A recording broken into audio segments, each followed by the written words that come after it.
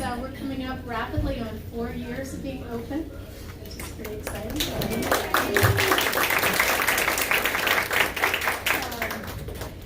Green Care does a lot of really exciting things. We do a 21-day Kickstart, which was sort of the purpose of the restaurant. I think we probably have a number of Kickstarters here. We're coming up to 1,000 people that we've had go through the program now, maybe 4 dozen doctors. We're rapidly engaging. I don't know if any of y'all remember Dr. Fred Tennille from the Rest in Town Center, but he's actually invited us to do a partnership, so we're starting to engage with them. And that's been after a number of years of him recommending patients into the Kickstart program, which is pretty cool. And we watch dramatic things happen. It's almost like a miracle a day when you're working here and you see people that make a diet change and diseases go away very, very rapidly. Pain goes away. People get off medication. So it's really dramatic. And I've been very fortunate to work with a great team. My cohort here, Pericles, so we'll give a round for Pericles.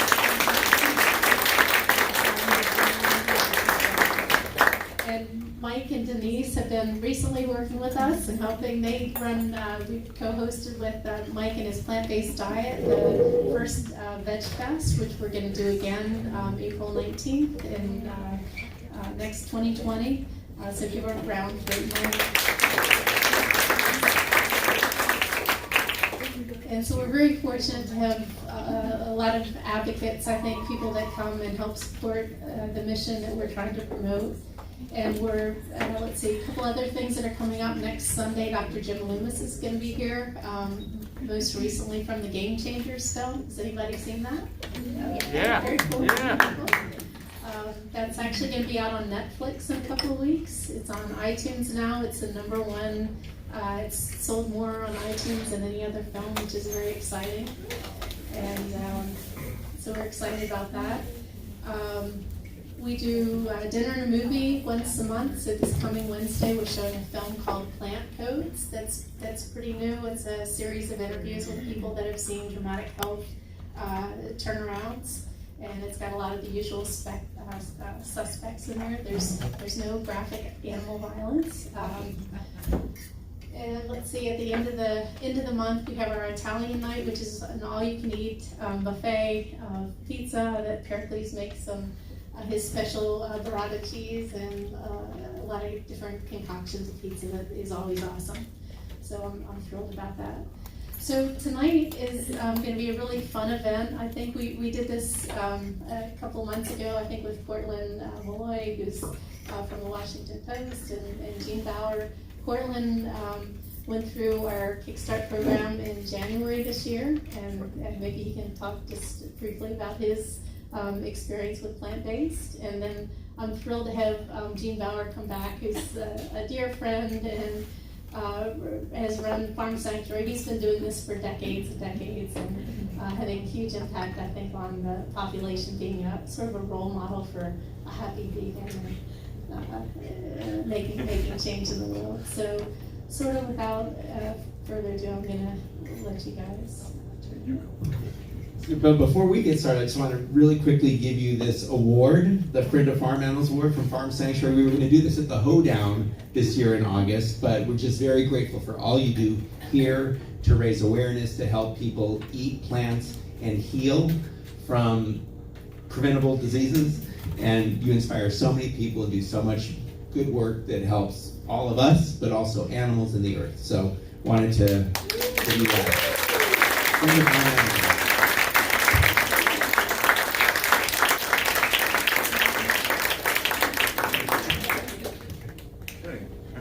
Let's see, how do you turn the mic on? Is the thing down here?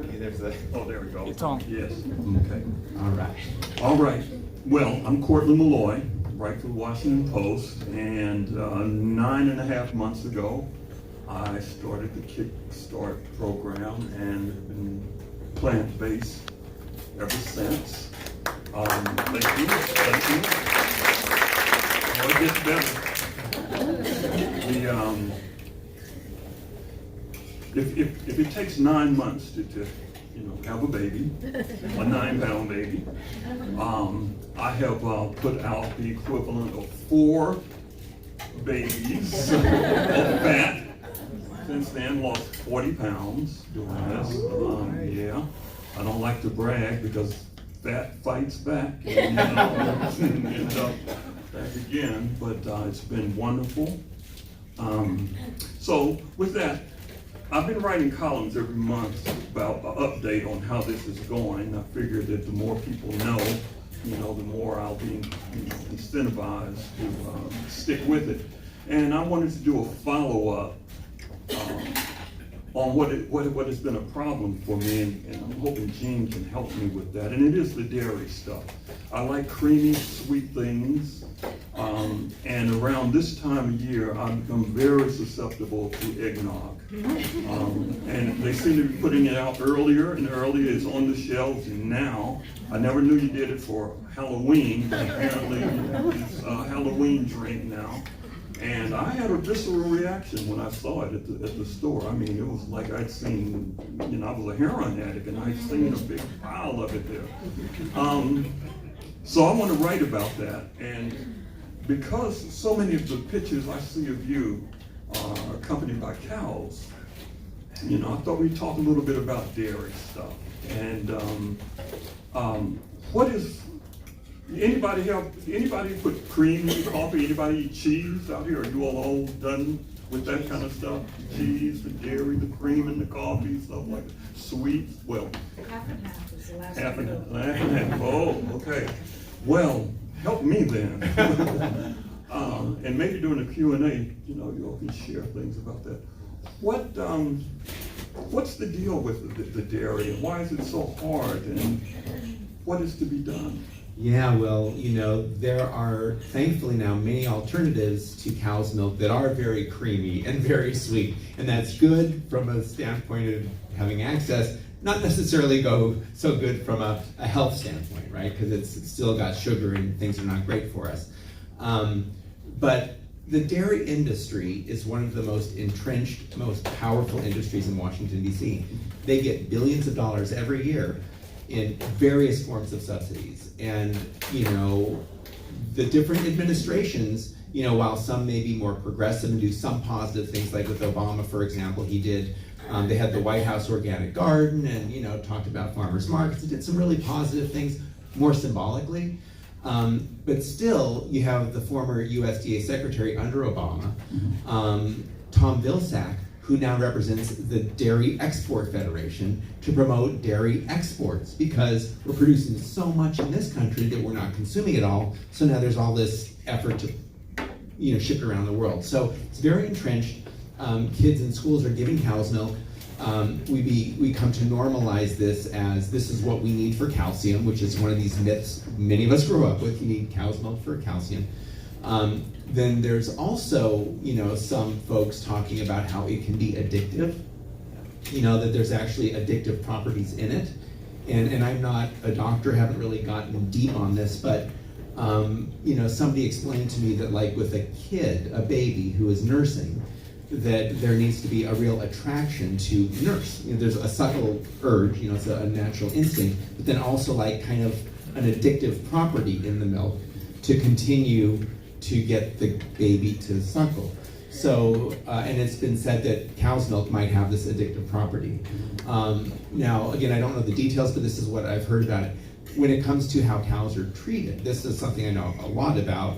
I actually went to Cornell, studied agricultural economics, and actually studied the dairy industry in upstate New York.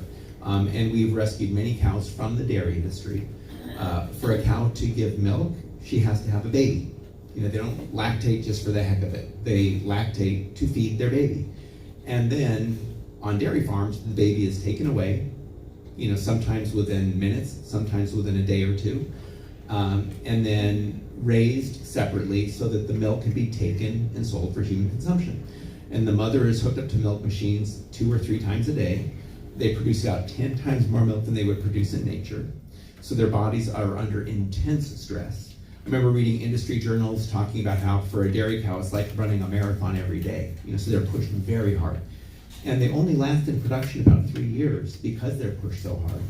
And then they're killed young and slaughtered usually for beef, or always for beef, usually for ground beef. So it's an industry that, oftentimes people who care about animals go vegetarian because they don't want to harm animals, which is great. But the dairy industry in some ways is actually worse than the meat industry, because you have cows who are continuously impregnated, their babies continuously taken away, which is also very emotionally stressful for both the mother and the baby. Then you have the mother that's pushed to her biological limit. And then one of our big campaigns at Farm Sanctuary for years was to prevent downed animals too sick to walk, from being dragged onto slaughterhouse trucks and taken to slaughter. Most of those downed animals were dairy cows because they were pushed so hard they became downed animals. So it's an industry that has this patina of milk, and they have all these slogans. It does a body good. Although I think they were actually prevented from saying that because it doesn't do a body good. And for many people who are lactose intolerant, it's harmful. And still, it's being pushed on kids in schools. It's just wrong in so many ways. Bad for animals, bad for citizens, and tax money is going into it in a huge way, which is just so wrong. I had an uncle who was a large animal veterinarian working outside of Wichita, Kansas. This is during the 50s and 60s, and it was interesting because this was a part of the state that they actually did want black people living in this town, and were very vocal about it. But the veterinarian who worked there left, and my uncle was the only one who would come.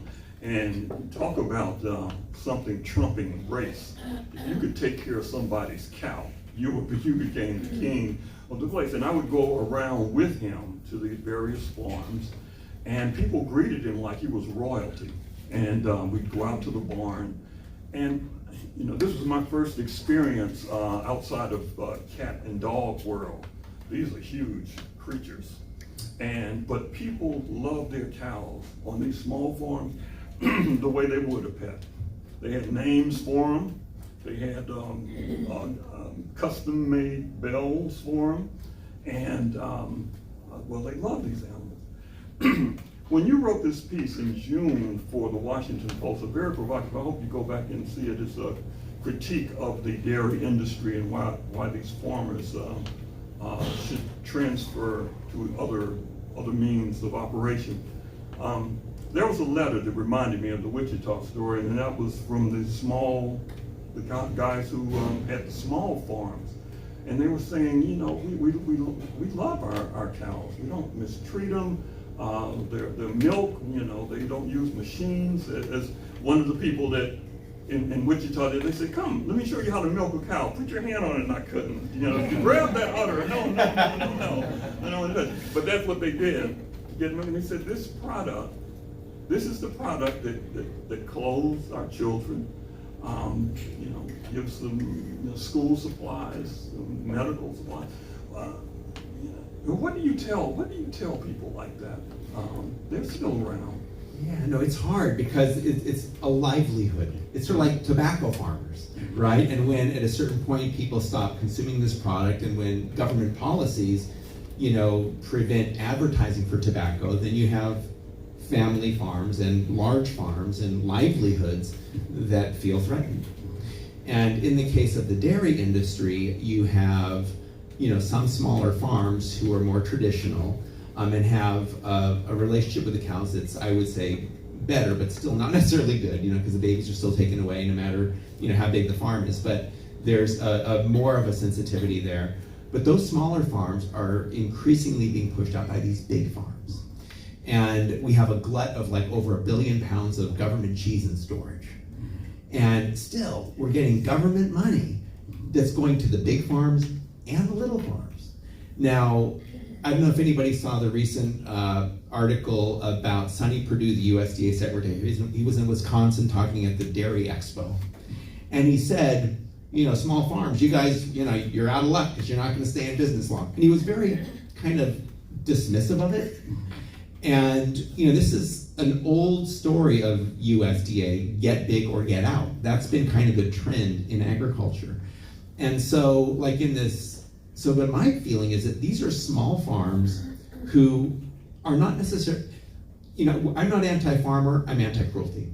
And the idea is to try to create opportunities for farmers to live well and to produce something that people want, and to do it in a way that is non-exploitive as much as possible. So for dairy farmers, one of the things that I think would make a lot of sense, especially for these small farmers who are struggling and, frankly, are going to probably not be able to stay in business for many, many more years, instead of giving them money to produce more milk, which the government is currently doing, take some of that money and start working on programs to transition, to help these farmers learn new skills, new opportunities. And there's a need for more fruits and vegetables, so growing those kinds of crops, but then also different kinds of grains. And I sometimes sort of fantasize about, like quinoa and amaranth were like these newly discovered grains, ancient grains. There's all kinds of other stuff, that could be rediscovered. Like cherimoyas, it's like a fruit, that we've not ever heard of, or pawpaws, which is a fruit. So there's these different plants and trees that we could be rediscovering, or even variations of like apples that are, maybe don't have as long of a shelf life, but would really appeal to a more local, like farm to table kind of activity. And so with dairy farms, I would love to see some of these small dairy farms transition. Some could actually even become sanctuaries, and then even do some hospitality stuff. In addition to producing food, they could create experiences, a pumpkin patch, around Halloween, or, at our farm every year for Thanksgiving, we do a celebration for the turkeys, where they're the guests of honor, and people come and feed the turkeys and eat vegan food. So these are the kinds of experiences I think many people want, or a corn maze, so you can do these sorts of things on a farm that had been a dairy farm. And I think that if there were incentives and encouragements for these dairy farmers to start looking for, and supports, to start looking for new opportunities, I think it'd be a very good thing for the farmers, for animals, for consumers. And it would also help connect consumers more closely to the source of their food, which is, I think, one of the huge problems with our food system today is we're so disconnected. And we're spending money and supporting systems that we say, I don't want to hear about it because it's so upsetting. So I think really getting more immersed, more connected to our food, and having government programs that encourage that and empower farmers to grow for the future instead of holding on to the dairy industry, which is something that is I think, it's not something that we need more of, and in fact much less of. You mentioned in this piece that that milk consumption is declining, and we all know that there's a movement towards more vegan food choices, Impossible burgers and things like that.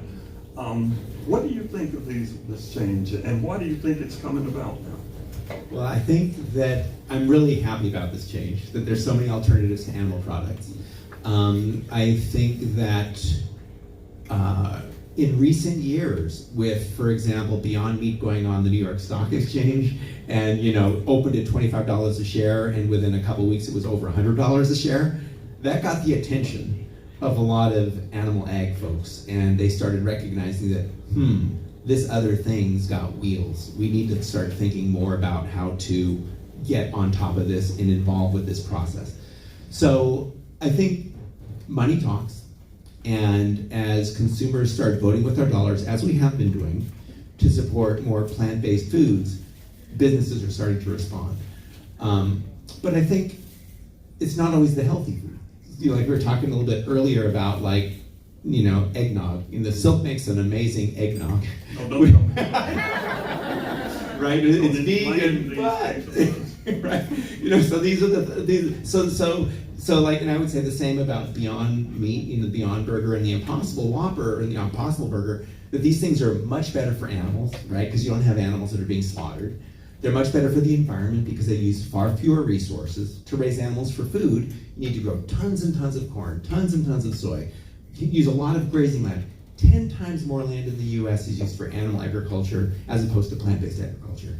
And with the global meat industry, we're going to places like the Amazon to graze animals and to grow soybeans to feed livestock. So this is a very inefficient industry. So going towards plant burgers instead of meat burgers is a plus from that standpoint. From a health standpoint, I would say that their plant-based burgers are less bad than meat burgers, but not necessarily healthy. And the same thing with different types of plant-based milks. And there's a wide variety. Some have a lot of sugar in them.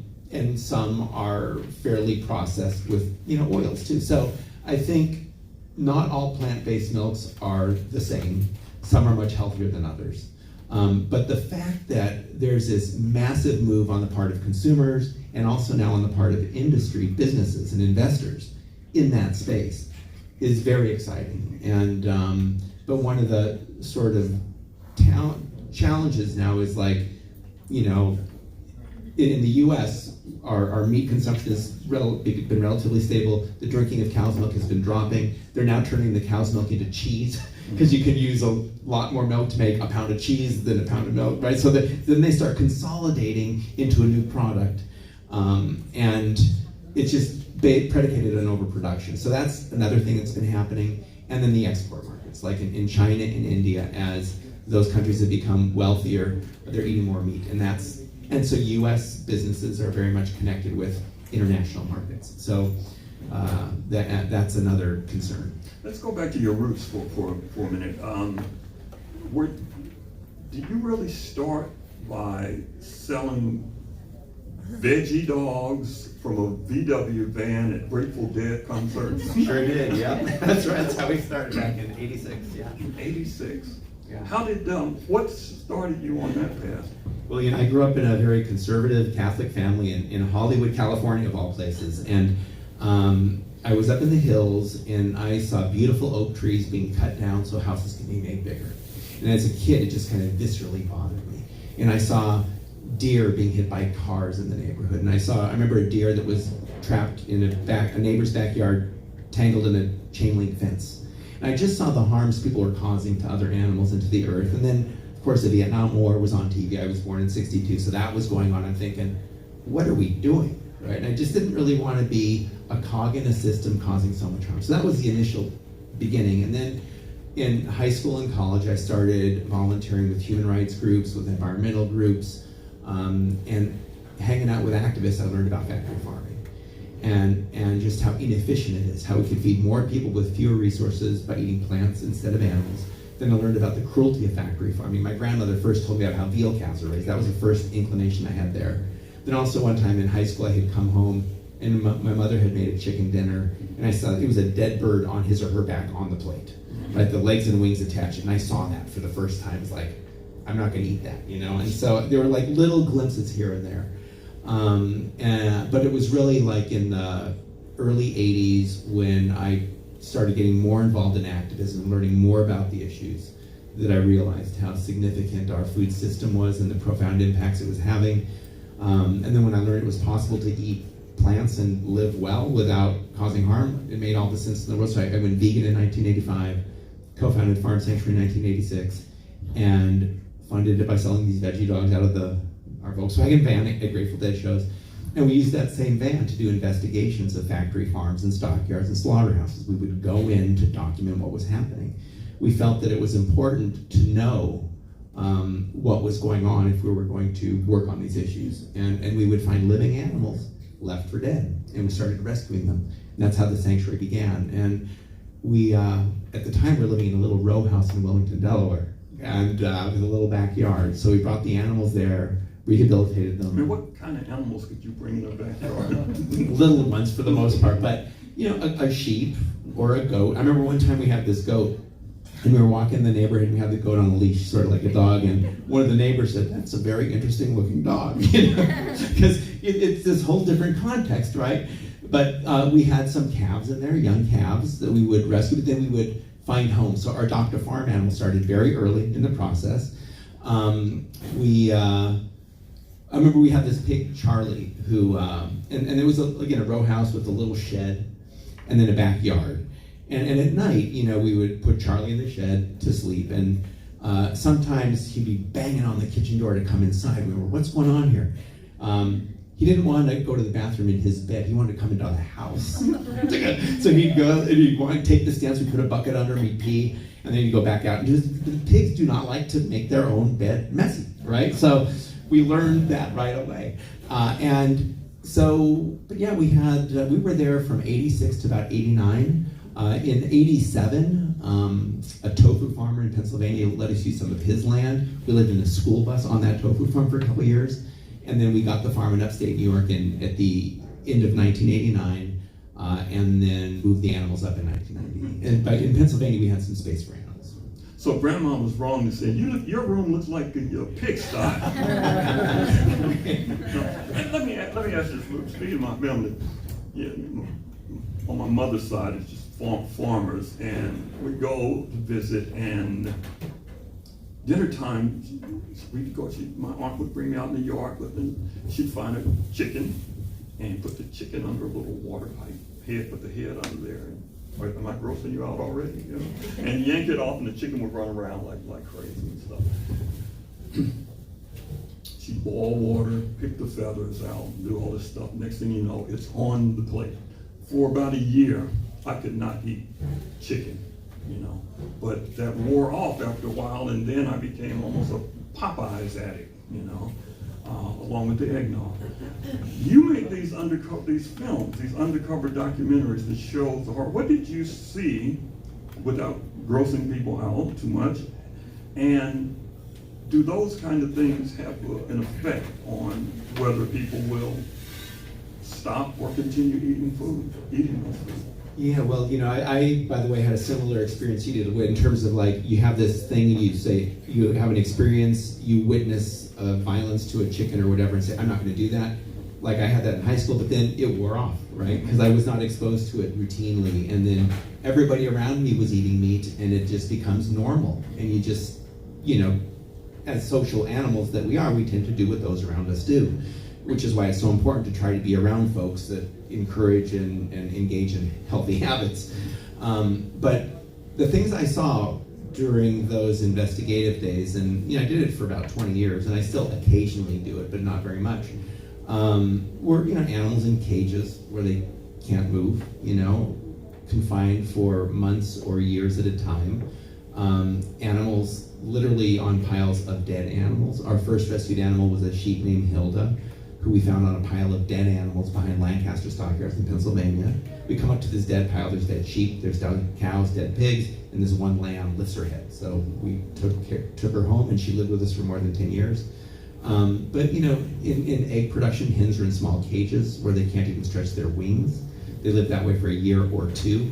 Now there's been, thankfully, in recent years, a lot of efforts to prohibit that type of extreme confinement. There have been several initiatives, including in California, to require these animals at least to have space to stretch their wings, which is very modest. Is this a free range? Well, this would be cage. This is for egg production. Be cage-free. Cage-free. Cage-free. Okay. Cage-free, which is less bad, but I would still say not good, because you still have the animals treated as commodities, raised by the thousands. And when you talk about free range, I went to Joel Salatin's farm in Virginia, and he was one of the guys in Food Inc., sort of the anti-factory farming guy, salt of the earth, small farmer guy. And, his place isn't all that great, honestly. I saw some of his pasture-raised chickens, which sounds good, but he had these chickens in these enclosures on the pasture, and they were, like a 10 by 10 box, basically, of wood with chicken wire. It was only about a foot or two tall, with a metal roof on it. And this was in the summer. And so you have these chickens basically on pasture but confined. And these are birds that are genetically bred to grow 4 times faster than normal. So their hearts and lungs have a hard time supporting this growth rate. And then you add the heat to that. They're panting, open mouth breathing, which is very distressing. And in some cases there were dead ones there. And then in this pasture they had trash cans full of dead birds.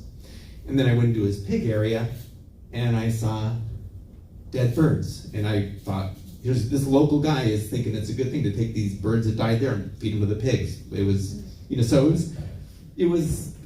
he didn't really have kind of the animal welfare thing going very much, and some of what he talks about I think is very good. But what's happening now with growing awareness about factory farming and opposition to the extreme cruelty, there are new systems that are being developed that are less bad, but are not necessarily good. And that's kind of the place we're in now. And, part of what's happening too are these ag-gag laws, where agribusiness doesn't want people talking about this, doesn't want people investigating these factory farms, and even some of the not so bad, or the less bad farms. And these ag-gag laws make it illegal to investigate and talk about this stuff. What works then? What works better than the horror film, which I thought would work a lot better if we saw more of them?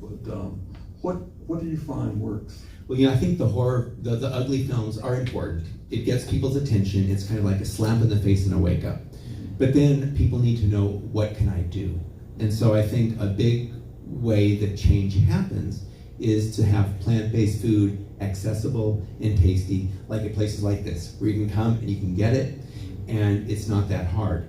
When Farm Sanctuary started back in 1986, our sort of thinking was, this is horrible, people will be appalled, they're gonna see these images and they're gonna stop eating meat, right?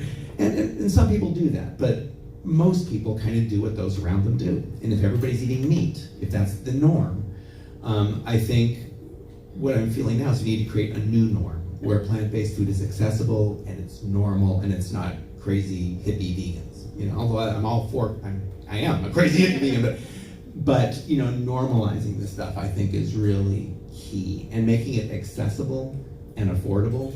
I think the vegan movement, I sometimes joke about the vegan tax. Sometimes, vegan food can be expensive. Even like the Impossible Whopper, is more expensive than the regular Whopper at Burger King. And part of that has to do with mass, scales of production and the government subsidies for animal agriculture. So part of that is, legitimate there, I think. But in some cases, if you are able to charge $5 for an apple, at a fancy organic store instead of $2 or whatever, you're going to charge the $5. So I think our food system is all upside down right now, where unhealthy food is very accessible and very cheap.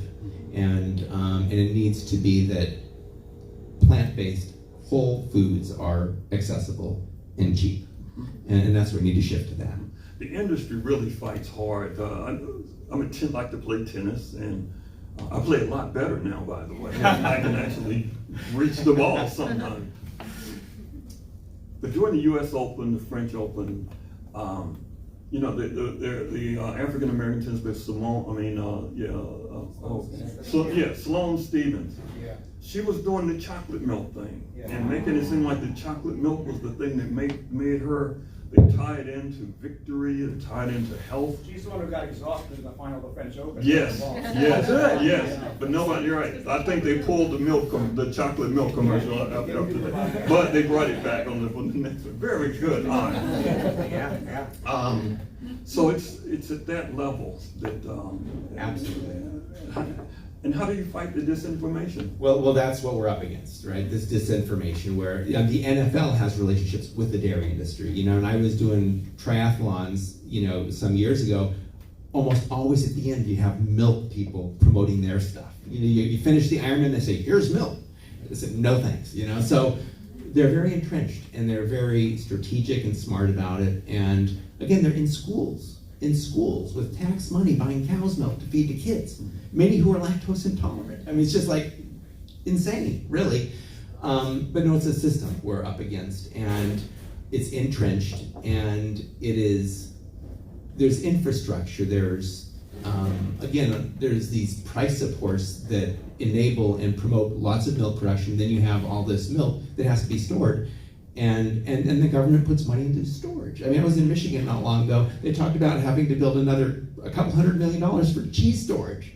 It's crazy the kind of money available for this industry that is so kind of backwards. Why wouldn't it work to emphasize the fact that human beings are drinking milk that was produced for another species? I think that's a great argument, and it's one we sometimes make, but I think we need to keep hammering that. I completely agree with that. Yeah. This is cow's milk for cows. Right. And what is in the milk? You mentioned the chickens, and I would imagine the same thing happens with all other things we eat, made to grow faster, You know, we just work and push them to do. What is going into them to make that we're consuming, I guess? Yeah, well, you know, bovine growth hormone is legal in the U.S. It's not legal in other countries. But, you know, one of the things I think people are very sort of not happy about cow's milk is the somatic cell counts, which are pus cells. And in the U.S., we allow far more than like European countries. And pus cells are an indication of disease. And many, something like 40% of the cows in the U.S. have mastitis, which is a bacterial infection of the udder. So this is now getting into the milk, pus cells. I was right for not touching it. Right? Good. Okay. And it helps with the eggnog too. That's huh? But okay, this is helpful. I need this. I need the reinforcement. Keep on. Tell me more about what's in this stuff and what it does, what it's doing to us. Well, there's also like hormones, and in some cases, like in the case of chickens, for example, they're not actually fed hormones. You know, a lot of people believe they're fed hormones, although some of these substances honestly are too complicated for me to tell if it's a hormone or an antibiotic or what. They're given all kinds of things, but in terms of the hormones, chickens, as I mentioned before, have been genetically bred to grow 4 times faster than normal. So they have a lot of growth hormone in their bodies because of their genetic makeup. So that's another thing that is passed along to consumers. So, you have animals who've been manipulated to be a certain way, which has impacts, and then you also have additives and enhancements to their growth that also have implications. And, antibiotics are another one we were talking about earlier. The majority of the antibiotics used in the United States are fed to farm animals. And so this results in the development of antibiotic-resistant pathogens. If you have chickens that are routinely being given, say penicillin or some other kind of thing, the salmonella that the penicillin works on die, but the salmonella that the penicillin doesn't work on survive and reproduce. And that's how these antibiotic-resistant pathogens become such a problem. And then, when a human being is infected and they're given medication to try to prevent this salmonella infection or whatever it might be, the antibiotic doesn't work because these are resistant pathogens that have been kind of created in the system. So it's a system that Pharmaceutical is huge in also, actually. We, years ago, were working on a bill in the state of New Jersey to ban confining calves in veal crates.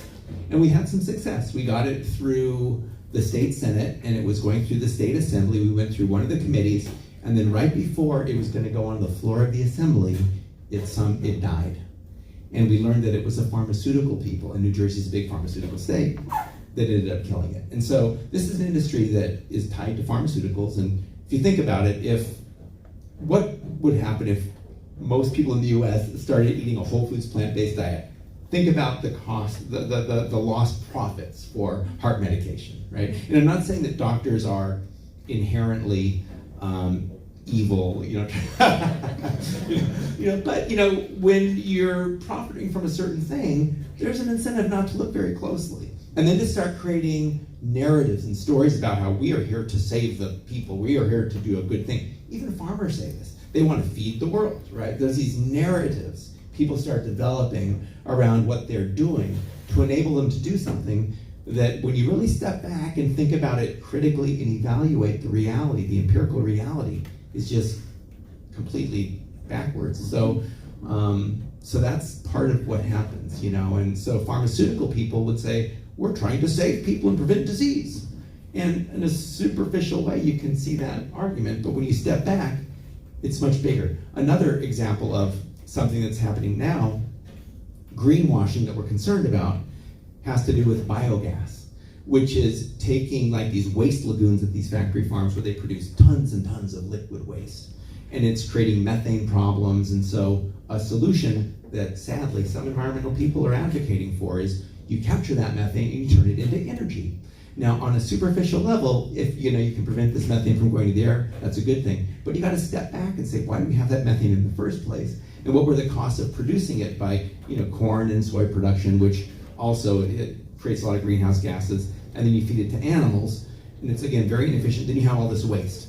So these manure digesters for biogas is another problem right now, because then if we have, then we create a dependency on animal waste for energy, right? And that's just an example of how systems sort of, one little part leads to another little part, and then pretty soon you have this big mess. Yeah. And that's what we kind of have. And, Yeah, systems, that is, man, it is really powerful, because ultimately we're talking about a capitalist system with its own built-in incentives.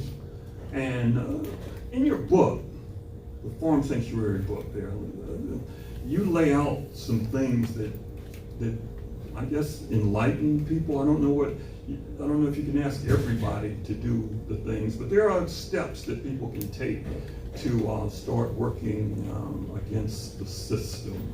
Yeah, and one of the things, just don't participate in it, and by eating plants instead of animals, that's voting with our dollars and supporting a better alternative to this messed up animal agriculture system. I think it's also, in a capitalist world like we live in, money is very influential, including in politics. So, but people also have a voice. And so we can vote with our dollars supporting plant-based companies. And there are some positive things happening actually in Washington, D.C. There's now a trade association called the Plant-Based Foods Association that represents plant-based businesses to start battling it out. Now they're up against, they've got like a pea shooter and they're up against like an army with, battleships and stuff. So it's, we're still very young and early in this process, but at least the engagement has started and the systems are being challenged. And when you have big companies that now start investing in plant-based business, and this is where it's, you have the battleships coming to our side. And I use these references to war because it's in politics, it's like a battle. And ideally, it'd be nice if it wasn't that. But, when you have those kind of resources coming over to start defending plant-based businesses, that's a step in the right direction, I think. The big battle for me has been the battle against with myself on this. Nobody is twisting my hand to say you got to eat that or you got to eat that. I know better, I'm not a little kid. But I'll tell you, it seems that there's a disconnect sometimes in what my brain is saying and what my mouth wants to taste. My hand seems to have a mind of its own, and it just wants to grab things. And sometimes it used to just grab things, and I was eating it before I even knew it. You might say, "Oh, you're a weird person." But yeah, what do we do about? Since the system is going to take a while to change, but it takes only a millisecond to eat the wrong things. Yeah. What do we do to? Oh, but you're preaching to the choir. Everybody here. They know how to do this thing. Well, no, we're creatures of habit, and there are systems, external and then even internal, right? We have brain paths. I remember hearing somebody on Colbert years ago, it was like this brain expert was asked to describe brain function in 5 words. He said, nerve cells fire in patterns. So sometimes a pattern or a habit, you come home, go into the fridge, and grab what, right?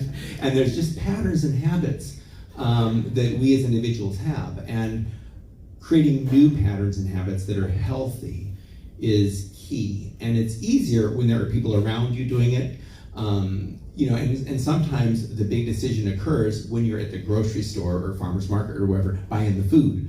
And if you have healthy food in the house, you're gonna eat healthy food. But if you buy the junk food and put it in the house, you're gonna probably grab that, right? So it's knowing how to create a structure and a system around oneself that will lead to healthy patterns and habits. And the more that these are followed, it's kind of like, again, paths in the brain. The more you do something, the more locked in it becomes, for better or worse. So, and changing from one bad habit to another habit, can take time. But systemically, a big problem and a big challenge is that we have such bad food so widely accessible and affordable, and most people are eating it. So kind of being different in that normalized, unhealthy system is challenging, and it does often take a lot of discipline. I mean, it's more than challenging. My friends I'm a snowflake now, barbecue is gonna be Brussels sprouts every time. And people saying, look, you keep on writing about this veggie stuff when you're not coming over to watch the any football games. We don't want you around, basically, is what they're saying. And it's like a whole social ostracizing.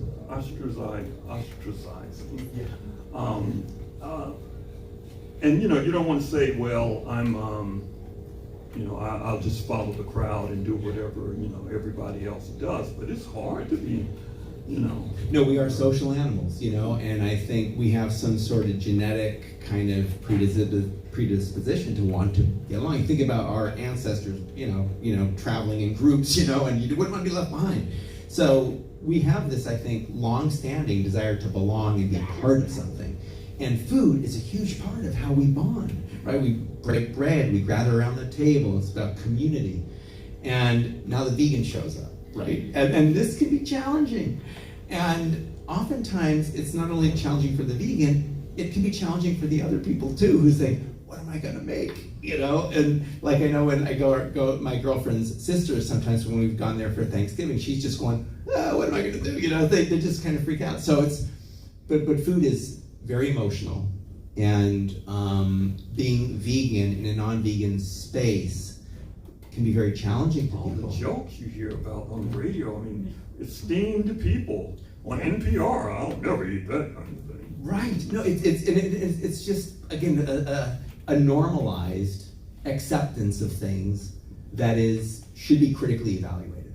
And if you think about human history, we have normalized a lot of really bad things that most people say is okay and normal, right? And then those that say that's not okay are the crazies, So this is, kind of the part of human evolution, right? It's just, I think, Einstein talked about, being challenged by just folks that don't think, really, and that's kind of what it is. It's really being critical thinkers and trying to act with some integrity and kindness and trying to live in a way that is healthy and doesn't cause unnecessary harm, and I think most people would agree with those basic principles.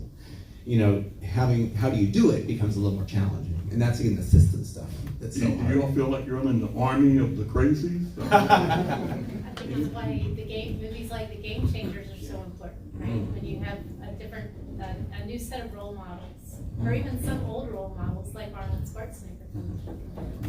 That's a good point. Yeah, it's an amazing film, Game Changers. These are, again, elite athletes performing at the highest level, talking about plant eating as the way they do it. Because, the other thing is meat and power. There's a lot of other kind of sort of subconscious contexts there, too. Meat has historically been consumed by those with power who have the ability to exploit and appropriate resources. And so, and that's why most ethnic food that are eaten by most people tend to be more plant-based, because most people eat plants because it's more efficient. The elite, wealthy, powerful eat meat.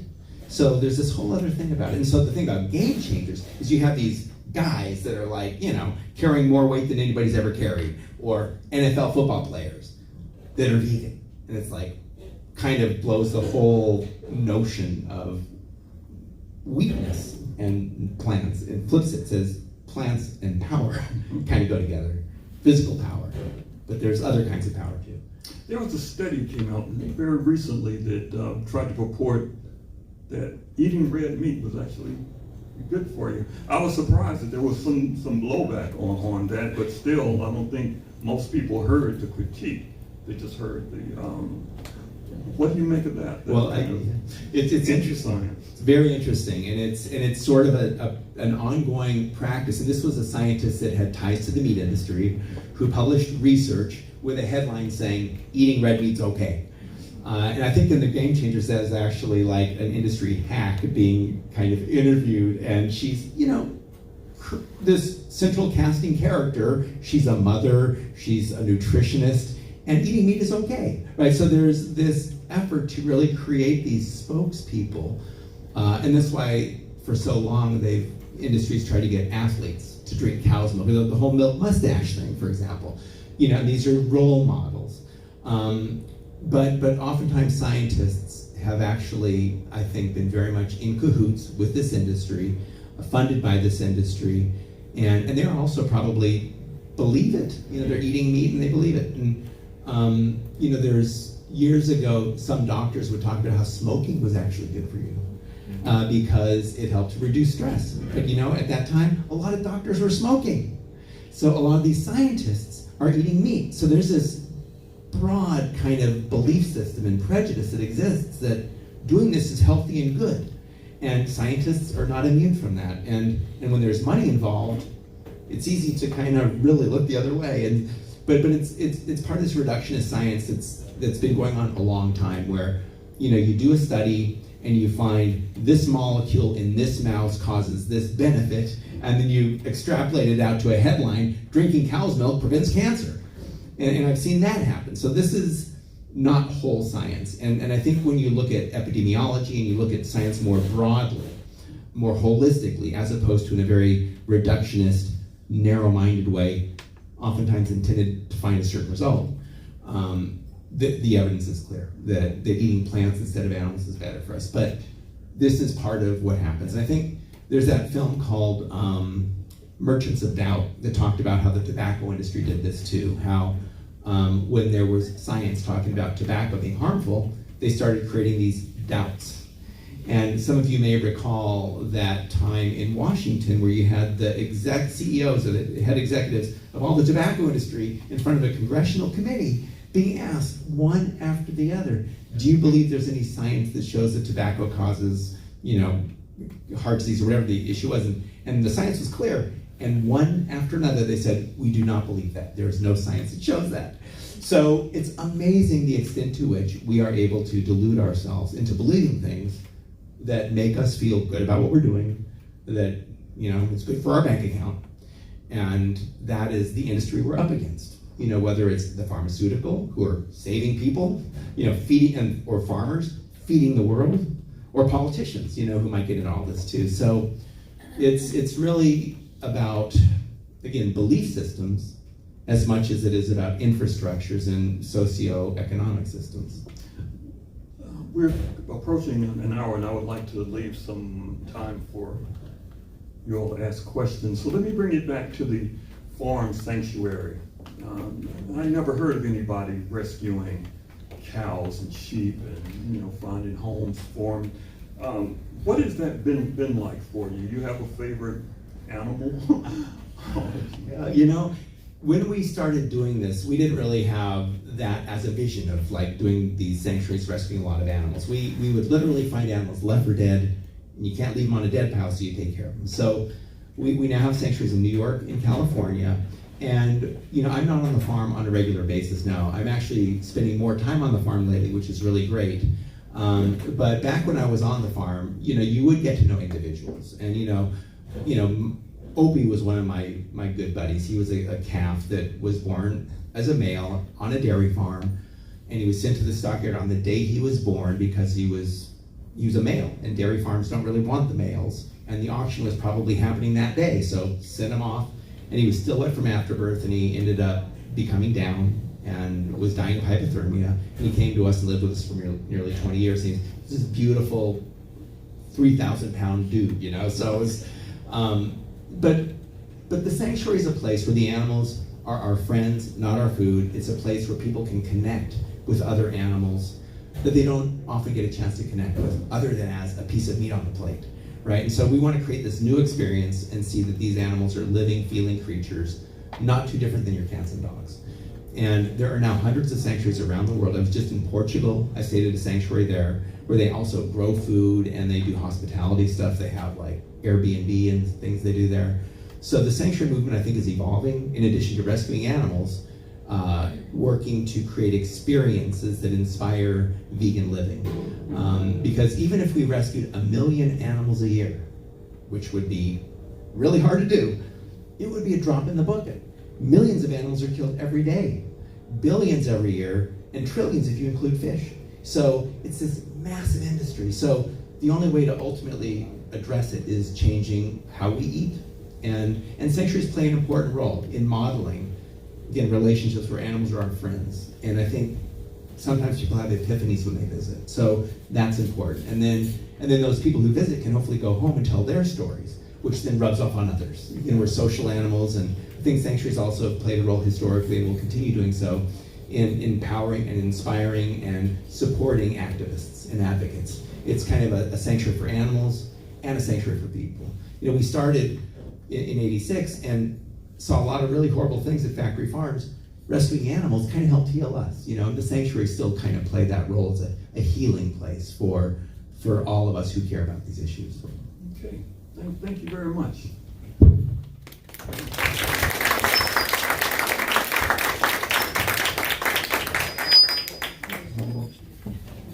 Yeah, so if you haven't been to Watkins Glen, they have a hoedown every year. I was able to go up this August with my sister, and it's a beautiful place, and get to wander out in the fields with the cows and going. And we had this one experience there. There was a barn, and there must have been like 50 sheep in there, and people were petting the sheep, and it was like somebody snapped their fingers, and all of a sudden all the sheep started just hauling ass out of the barn and rounded the corner, and everybody's standing there like, where did they go? Where did they go? And it wasn't dinner time or anything. And about 2 minutes later, all the sheep came running back in and dispersed around the barn. So it was a really cool experience. And they're social animals too, right? One does, and they. While we're doing that, I'm going to tee up the first question. I think one of the things that I've read recently is that there are more vegans and vegetarians from 12 to 22 as there are from 22 up, which is a really cool thing because it makes it feel like there's a hump that's coming along. And as people look at, businesses look at that data and they start to prepare for what the future is going to be, the spending dollars as those kids get jobs and they complete education. And at the same time, you have people without, the outcome-based medicine, when you actually change somebody that's really sick onto a plant-based diet, they become more convinced, I think, than people that are doing it for health and for animal and environmental reasons. So you have sort of these two populations coming together.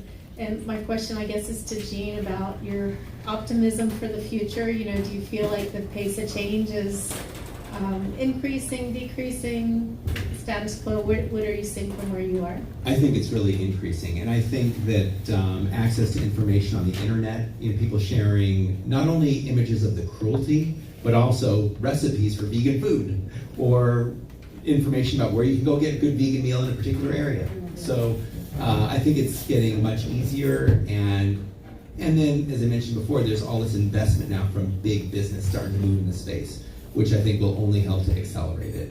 And the fact is, with the growing human population, we don't have enough resources to feed everybody meat the way we've been doing it. So we kind of have to change. So it's a lot of things moving us in this direction. It feels like things are coming to ahead.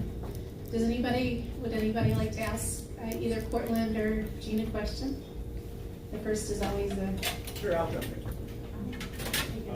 Sorry, me first.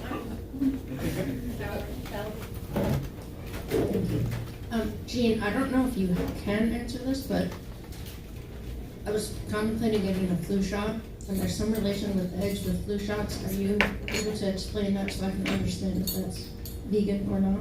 Yeah, I honestly don't know the answer to that. I've not gotten a flu shot for a long time. I don't know if that's a good thing or a bad thing, but unfortunately I don't have a lot of information. You know much about that flu shot stuff? Yeah, I do, but I won't say it right now. Columnists know everything. We'll put it in the paper and hope you believe it. But Gwen probably knows. About flu shots? I'm probably not going to voice an opinion on that. It would be We just opinion. play I think I always turn it back to the doctors. I tend to avoid doctors if I can. I'll tell you, I've been down in Norfolk the past week with my dad's got pneumonia, and he and my mother had pneumonia vaccines about 2 months ago. So it's one of those things, if you get it and you don't get a flu, then you think maybe you're ahead. But it's like you can get a vaccine against elephants too, and if the elephants never show up, was it the vaccine or was it just there weren't any elephants? And I think the better precaution is to eat a really healthy diet and exercise and get a lot of sleep. and do everything that you can do that way. So this is for Courtland. I just wanted to offer something to you in your battle against the eggnog. What I'm about to share with you, you will no doubt consider me extraordinarily rude and vulgar. However, I actually will be the best friend you've ever had, because I wish somebody said to me 40 years ago, somebody had the guts to say to me what I'm about to say to them. If you want to keep away from things that you know are bad for you, it matters what you see in the mirror every morning when you look at that face. And I can tell you this. Right now, I'm inviting everybody in this restaurant to come with me on Saturday for a great event. It's called the Kick a Chipmunk Run. We go out for a run, we find a chipmunk, we kick it up against a tree, and we watch it gasping in pain. And we kick it again, we laugh, we celebrate. It's a hell of a lot of fun. You guys should all be there. Try it. Now you're probably all a little bit shocked. What if you saw somebody doing that? What if it was like a 10-year-old kid who you could easily just push away? Say, hey, don't do that. What are you doing? What's the matter with you? That's what you're doing by buying eggnog. That's what you're doing by having a hamburger. That's what you're doing by having chicken wings. Now you can't even envision kicking a chipmunk because it hasn't been normalized. All those other things have been normalized. They are just as bad. And that does not make you a man. That makes you a coward. And that's where the fight is. Because the meat industry wants you to think that killing animals that are defenseless and innocent makes you a real man. And really, you're just a coward. So think about that next time you're reaching for something that you know you shouldn't. All right. The plant-based eggnogs are pretty good too. What is pretty good? I said the plant-based eggnogs are. Oh, okay. Keep inflaming these things. There's a question up there. There is a book that Dr. Neil Barnard wrote that's right behind you. You can pull up, called The Cheese Trap. If you haven't read that, I'll send a copy home with you tonight. But it's a great book. Was there a question up here? Yeah, I'm from upstate New York, and I used to work on a dairy farm when I was in high school, and it's tough for the farmers too. They work really long days, and I think to a certain extent they feel trapped as well with debt and everything. And I was wondering if you had any examples from up there where you help people transition from dairy farming to something else, and does your organization assist with that? That is something we're just starting to look at, and I would love nothing more than for us to do that. And I was actually talking to somebody the other day who is a farmer from that area about that exact issue. He knows a couple of dairies in his area that are struggling, going out of business, and I said, let's talk, And there's a guy at Cornell that I've spoken with who works with distressed dairy farmers trying to find alternatives. Because it's very tough. I mean, a lot of these folks, like you say, feel trapped. It's what they know. And we need to figure out how to help get them new opportunities. And so it's something I want us to do more. We're starting to explore it, but there's enormous potential. And there's a lot of these dairies that are going out of business, small dairies. And we need to find alternatives. And there's a guy I know up there who's an organic farmer. He just built a facility to process grain, so he might be an ally. Also, there are now produce auctions in the Finger Lakes region where they sell, produce, and a lot of these are former dairy farmers growing produce. So that's starting to happen, but I think there's more we can do to support it. I found a story from Finland, and it began, Finland didn't like the rate of deaths from cardiovascular disease, and in the early 70s started a government program to get healthier by reducing cholesterol, hypertension, and smoking. If you kind of look that story up, you'll find that what they did for the dairy farmers was to help them transition to fruits, nuts, other items that were unique to Finland. So it's possible. And those can be great It's examples. always based on consumer demand. I think in the film Plant Pure Nation, there was a pickle farmer that had turned into a dairy farmer, and they went back to pickle farming after they felt like consumer demand was starting to change. So it's hopefully going to be a transitional thing and not And government programs should incentivize transitions instead of incentivizing maintaining the very unhealthy, difficult status quo, right? So that's where, like, again, a lot of these dairy farmers, they get a monthly check if they do a certain thing that they've always been done, they've known. So it's hard then to take a big leap of faith without knowing that there's some support or some opportunity in front of you. So, but when one does it and somebody else says, well, that worked for them, then others are likely to do it. So creating those positive examples, I think, is very important. And upstate New York is New York used to be the #1 dairy state in the U.S. And then it was passed by Wisconsin, and then Wisconsin was passed by California. So New York's now the #3 dairy state. But in all places, smaller dairies are being replaced by big dairies. And so those small dairies are folks that could be really strong allies at some point if we can provide opportunities. I appreciate, by the way, the appeal to morality on this. And frankly, men, as a man, we are told from a very young age to protect what needs to be protected. Watch over your little brother going to school. Watch over them, protect them. Well, then we should protect, should we not? Should we not? Well, the morality. I mean, I'm looking at what happened in the Amazon when people's financial interests, whether it's here in this country, well, maybe it's our appetite here, but it was definitely financial interest that made people just say, let's burn this down.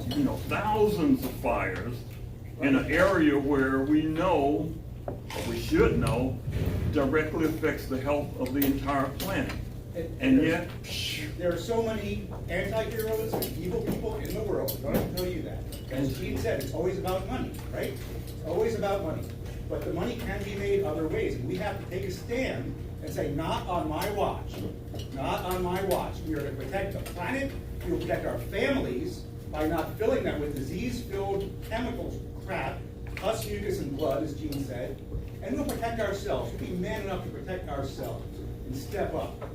But that's not rhetoric that we hear a lot about, but that is the truth, and that will resonate, that people see it as what it really is. Don't be a coward, be a real man. what do you think of that approach? Well, I think that, one of the things we say at Farm Sanctuary is speak people where they are on their own journeys. We sort of assume that most people want to be humane and don't want to cause unnecessary harm, and that they're sort of engaged in habits and practices that are not aligned with their own values. So then it's a matter of how do we reach people, and different people will respond to different messages.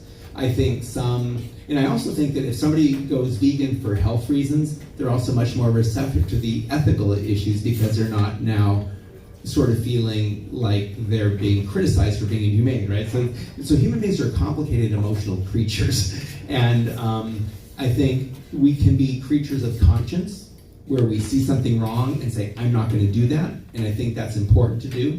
And I also think that there are systems and diversions and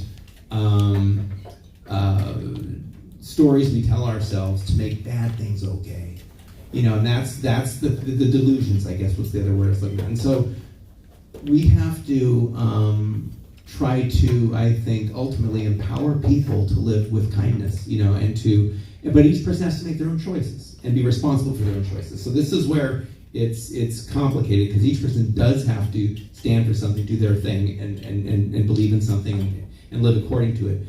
But even as a vegan, I fly in airplanes, which isn't perfect, right? So there are things that I do that are compromises in a sense, and it's just a matter of accepting what those are. Even eating fruits and vegetables, oftentimes these might be picked by people in the field who are not necessarily treated very well, right? So this is, again, kind of an ethical kind of dilemma. Compromise, I guess I would say. I mean, I try to buy organic, try to buy local, all that, but in each choice we make, there are going to be implications, and you do the best you can while recognizing it's not going to be perfect. Now, when it comes to eating animals, we can do very well without eating animals. That's, for me, very easy. But there's a lot of other sort of related matters when you talk about ethics broadly, about not harming animals, not harming workers, not destroying the Amazon, not hurting your family, and who are eating food that's making them sick. So, I think the ethics are important, and I also think human beings are complicated, and change happens over time. Can I add to that, Jean? So I think in my journey, I stopped eating animals because I loved animals early on, and I remember stopping eating cows in my teens and poultry in my 20s, and I finally gave up fish, I think, in my 30s. So I think there are very few people that were actually born and raised as vegans. It's something that sort of gets normalized, and then people discover on their own. And as I moved down this path, one of the things that I found was that Jean's philosophy of meeting people where they are, being kind to other people as you would be kind to other animals, so the non-human animals and the human animals, being kind to everyone is the most important thing that you can do. And when I went to the HSUS has something called Take Action for Animals every year. If you haven't gone to that, they talk about how to engage with lobbyists and policymakers. And as a result of that, now I work with both Jennifer Boysko as our state senator and Ken Plum, our congressman, and both of them are signed up for animal-friendly legislation, which means at any time that they have new legislation that's for the benefit of animals, that they're committed to signing it. But that in that forum that I attended, they said that 65% of people are going to become plant-based or vegan because of selfish reasons, that it's good for their own health. And I'm a data person. I spent a lot of time in the IT industry, and I look at the statistics, and it's like, okay, you can maybe not like that. It's usually 2 to 3% are going to come for ethical reasons. And if you try to push that, then you're going to get 2 to 3% of the people. But if you come from the health perspective, and you can get somebody to feel better, look better, think clear, sleep better, and be a role model to their friends, outperform from an athletic perspective, then you're going to convince a lot more people, because people are going to say, what have you changed? What are you doing differently? And they're going to be attracted to that person who's kind and not pushing necessarily a message, but they've adapted their own set of beliefs that is helping them through health issues. And I can tell you from a health perspective, the outcome-based power of eating organic, plant-based, and SOS-free, not just a vegan diet, but those 3 things that we do here, it amazes me sometimes how quickly the human body responds to that. And we've had people that have been vegan, that have gone through our program, and still we see the same 20 to 30% cholesterol drop, or we see the same people that are trying to lose weight. But heart disease, now I think that with the industry recognizing that vegan is an industry, that you have vegans with heart disease, and vegans with type 2 diabetes, and vegans with cancer. And so it's all of those things are because people did it for ethical reasons and not for health, the health benefits. And when they come from a health perspective, then it's going to be sustaining, and it's more easily defensible with their friends, because they can say, I'm doing this for my health. And then other people see that you're trim, you're in shape, for your age you look great, you have good skin, and you're going to be that role model for other people. So, for me, that was sort of the path that I sort of adapted with Green Fare, not being a vegan restaurant, but being a restaurant focused on health. And so it's inspired a lot of choices here. Maybe back to your point, when I first was planning to open, I interviewed and some of you, I apologize if you've heard these stories, but other restaurant owners advised me, have your liquor license available on day one, because that's where you're going to make your profit. And so I went out and I got an ABC license, and we had a vegan and organic wine and beer. And when I was out at McDougall's clinic, he said, he kind of made the toss-away comment, well, alcohol is a known carcinogen. And I'm sitting there thinking, okay, well, we're the healthy planet, the healthy people, healthy planet. How does that fit with the brand? And so we decided not to sell it, but to allow people to bring it in. So it's always these dilemmas, and I think you know, it's to Jean's point and Courtland's point and Evan's point, I think it's just being conscious of what you're doing, what your impact on the world is as you go through. It's trying to minimize your footprint and being kind to other people and being an example that, you know, the way that you're living life is an example to other people. I spent 35 years in the intelligence community, and so my whole modus operandi there was to stay below the radar screen and not to be in the newspaper and not to be telling people about things that we were doing, but maintain a low profile. Success is where nothing happens when you're in that space. And since we've had Green Fair, we've had maybe 36 senior executives in the intelligence community are now plant-based. 2 directors from the National Reconnaissance Office, the CIA, CIO. So a lot of people that I've been able to influence because they see me and I'm coming at it from a health perspective, and they want to have that same health and awareness and that education. And so it's really from that perspective that I'm trying to lead Green Fair in the way to influence as many people as possible. The Game Changers film, is part of the financing for that to help get that, because I think film is such an important way to create new role models. And what I loved about that film was they did it solely on health, and they talked about environment. And I think, it's always, I think for me, that it's the outcome that you want to have happen. And for me, I love animals more than anything. I love the environment, but I know the approach from a health perspective is what's going to be the most effective from a point of leverage. So I just wanted to share that. Anyone else want to, Marcia? Just really quickly, I wanted to give Courtland another reason not to drink milk. I'm taping all of this. I'm not a doctor, but I read the China study by T. Colin Campbell, and he talks in that about the experiments on cancer and casein, the milk protein, and how it can turn on and off cancer growth. Milk. Milk. Yes. Yeah, the Which protein in has, milk. it's in eggnog, isn't it? Unless it's so quick, you did non-dairy eggnog, yeah. I'm from Louisiana originally. Buckle of the Bible Belt, evangelical type, advocacy, and people really do respond to the hellfire and brimstone stuff. We really care about life before it gets here, and then after it comes, people really don't care that much about whether you're healthy or not. My dad is going to get his driver's license renewed at age 100, and he'll still be eligible to get a gun. And Louisiana has the highest rate of car wreck fatalities and gun deaths and stuff like that. So I wonder sometimes about health.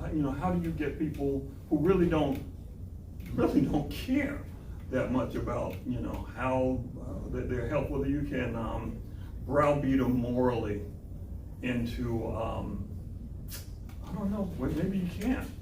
If people really there's a percentage of the population that is going to care about their health, and you can't save everybody. That's sort of what I've come to believe. And I think all of us, Jean and I have had discussions before about even in our own families, it's really tough. I think my brother and his wife are very strong plant-based now from coming in here and reading the data. Different things resonate with different people.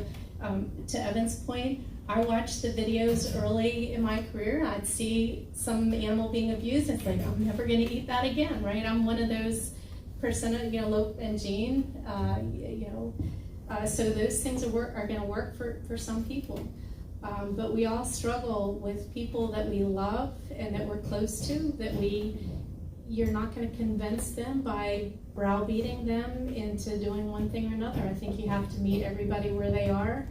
And my dad, I think, was very reluctant to make changes But when I go away from being with him, he goes out and he tells everybody else all the benefits of plant-based eating. And he's become the biggest expert now and talking about it. Go to my daughter's website or watch this movie.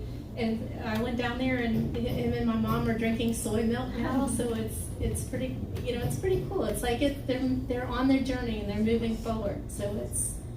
I've had a similar thing with my folks. When we first started Farm Sanctuary, said, "You got a college degree and you're cleaning up poop in a barn? What's that?" And, and then my dad had a heart attack about 15, 20 years ago, and they're in the hospital. They're feeding him bacon and eggs, and it kind of got his attention. And then he read Dean Ornish's book about reversing heart disease, and then he was vegetarian for a while, but it didn't stick. But he's eating less meat, and they have soy milk in their refrigerator. My folks do.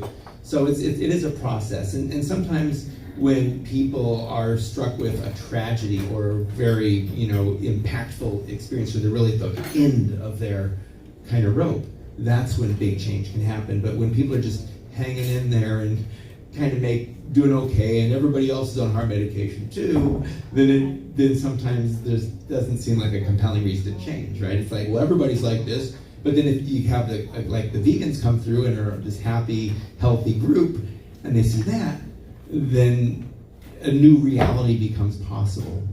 Sometimes people only know what they know, and if all they know is that you go on heart medication in your 50s and you die of heart attack in your 70s, then that's all they know. But if people start seeing that there's other ways to be, then I think leading by example is critical, because we really do learn from those around us, whether or not we're even conscious of it.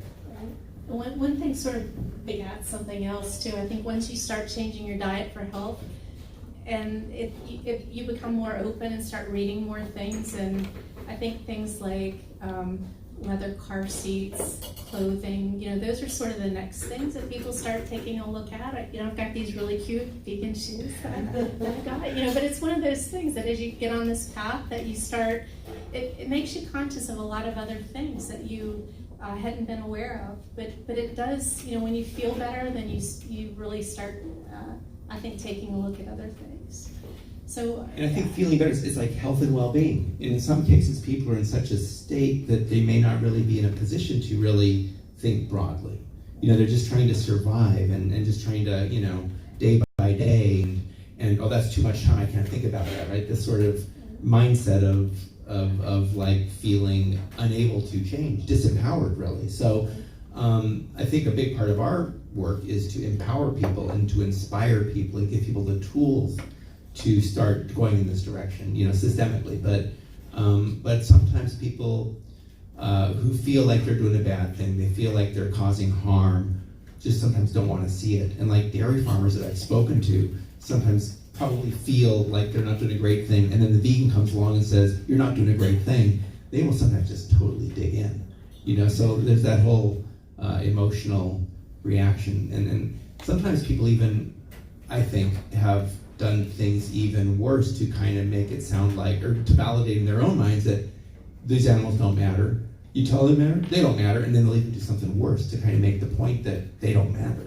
So people's psychology is really a tricky thing, and creating health and wholeness and healing is ultimately, I think, what it's about. And I think that people who are working in slaughterhouses, people who are doing all these horrible things, in many cases don't want to be doing it, and would rather not be doing it, but don't know how to get out, and they believe they have to do it. So this is, again, part of this whole system that we're in, and creating the opportunities out is, I think, where a lot of potential now exists.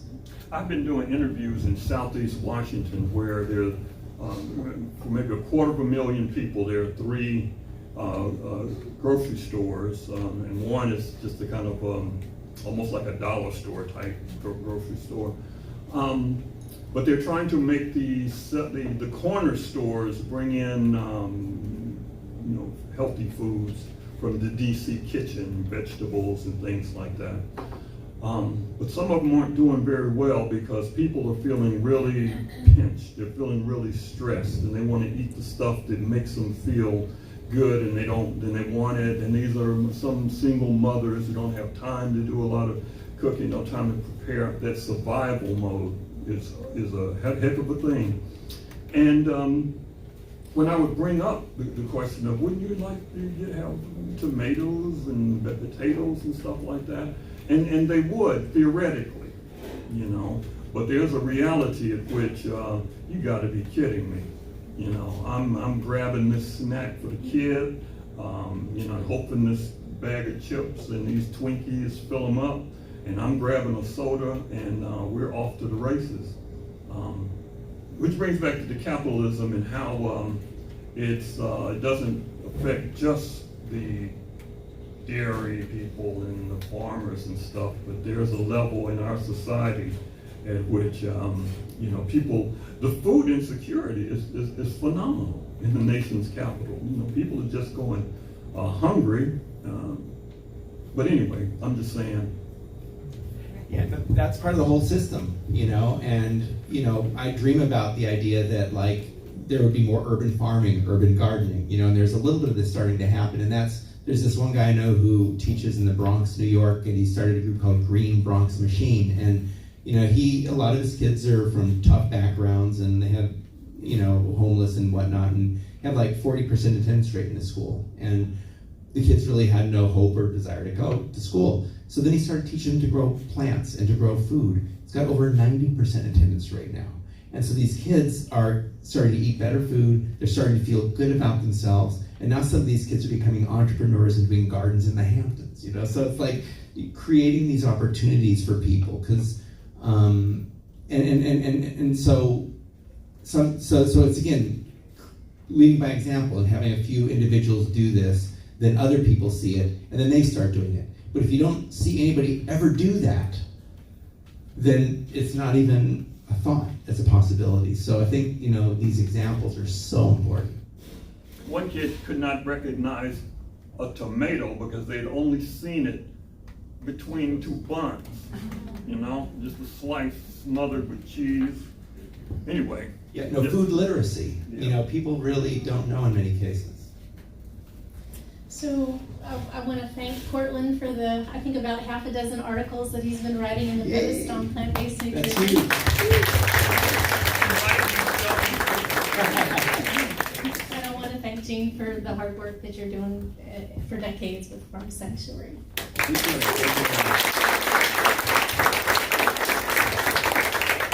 And we want to thank you, Gwen. Yes, absolutely.